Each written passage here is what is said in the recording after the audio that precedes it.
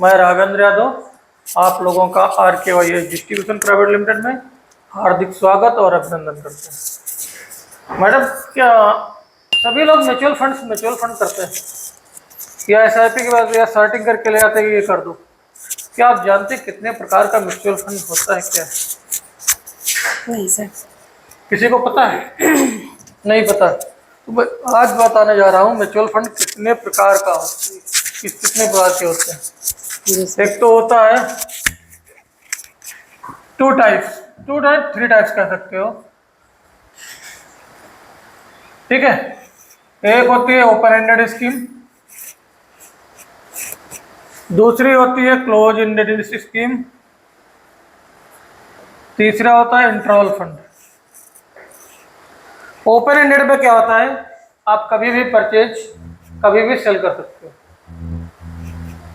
Close ended में क्या होता है, आप एनएफओ में न्यू फंड ऑफर आएगा तब परचेज करोगे, या बीच में विंडो ओपन होगी कभी भी तब ओपन करोगे, या विंडो जब ओपन होगी आपको पैसे की जरूरत है तब आप उसको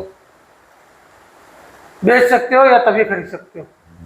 इंटरवल क्या है कि एक फिक्स्ड मैच्योरिटी टाइप का प्लान होता है जिसमें टाइमिंग फिक्स होती है, उस टाइम पे अपने आप ऑटोमेटिक मैच्योर होकर आपके अकाउंट में पैसा आ जाएगा जी।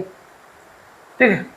तो आजकल जितने में मैक्सिमम लोग जो इंटरवल फंड कभी कभी बहुत कमाते हैं, क्लोज एंडेड लगभग बंद ही हैं और ज़्यादातर वो ओपन एंडेड ही स्कीम्स चलती है सारी कंपनियों की। ओपन एंडेड में ही आप लोग SIP करते हैं, ओपन एंडेड में ही। अब इसके बाद में आ गया कि ये तो स्कीम्स हो गई, कितने टाइप की स्कीम्स होती हैं असेट के आधार पर, कितने टाइप्स की स्कीम होती है, ठीक है। एक तो स्कीम आपकी होती है प्योर इक्विटी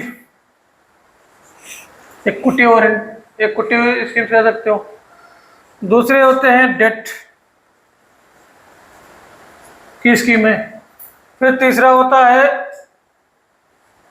सॉल्यूशन ओरिएंटेड, और फिर एक और होता है जिसको हम बोलते हैं आपका हाइब्रिड स्कीम्स, ठीक है। याद रखा है समझ में? जी सर। इक्विटी में आपको मिल जाएगा large cap, mid cap, small cap, और आपका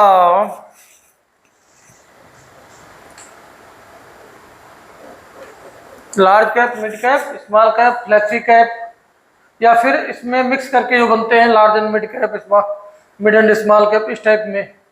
या सेक्टर फंड में चले जाओगे तो स्पेशल सेक्टर का, बैंकिंग सेक्टर का है, और फार्मा सेक्टर का है, या टेक्नोलॉजी सेक्टर का है, या ऑटो सेक्टर का है, वो सेक्टर वाइज फंड में हो जाएंगे।